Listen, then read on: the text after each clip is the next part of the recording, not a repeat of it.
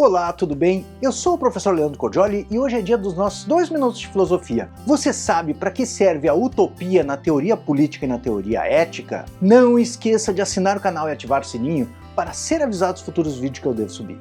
Tenho muito material em filosofia do direito e teoria da justiça. Sem mais demoras, que comece o nosso reloginho. Para que serve a utopia na teoria ética, política e direito? Bem, a palavra utopia foi cunhada por Thomas Moros para designar um lugar que não existe, mas é um lugar ideal, no qual uma sociedade e a sua justiça estão melhor ordenadas. Se você pegar, por exemplo, o desenho da República de Platão, já lá na Antiga Grécia, havia essa ideia de projetar uma república perfeita em que, apesar de isso não se realizar exatamente no mundo verdadeiro, poderia contribuir para que nós pautássemos as nossas instituições da forma melhor possível para alcançá-las. Então eu costumo explicar na aula essa noção de utopia a partir da leitura do texto de Aristóteles. Se a gente se perguntasse qual é a melhor forma de estudar Aristóteles, a gente poderia pensar que poderíamos ler, por exemplo, Aristóteles numa tradução em português. Contudo, como eu já mostrei aqui no YouTube,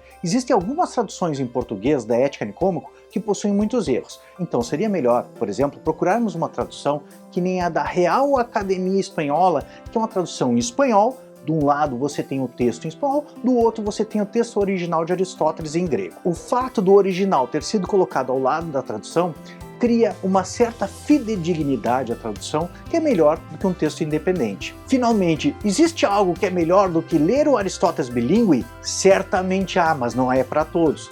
Então, ler Aristóteles em grego é certamente muito melhor do que ler Aristóteles numa tradução bilíngue, que nem essa em espanhol, ou na tradução em português, porque assim você não vai passar pelas mãos do tradutor. Claro que para você conseguir ler Aristóteles em grego, isso vai exigir muito mais esforço de você, porque você deve dominar esse idioma que não é muito simples.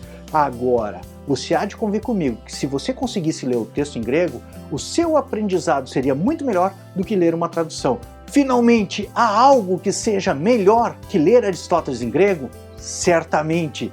Conversar com o próprio Aristóteles e ter aula com o próprio Aristóteles é melhor que ler os seus textos. Contudo, a gente pode até querer, como dizia o próprio Aristóteles, o impossível. Porém, as nossas escolhas devem se pautar por aquilo que é possível. E ao mesmo tempo, serve como uma referência, porque, em que pese ser impossível da gente chegar lá, a gente consegue manter aquela direção que é a melhor e que pode nos conduzir a lugares que nunca teríamos imaginado. Aliás, muitas coisas que pensamos inicialmente serem impossíveis, depois de serem realizadas, vemos que são possíveis de ser realizadas. Você já pensou alguém no começo do século XX imaginando que o homem conseguiria colocar os seus pés na Lua? Naquela época parecia impossível. E o mesmo se aplica à ética, à política e ao direito.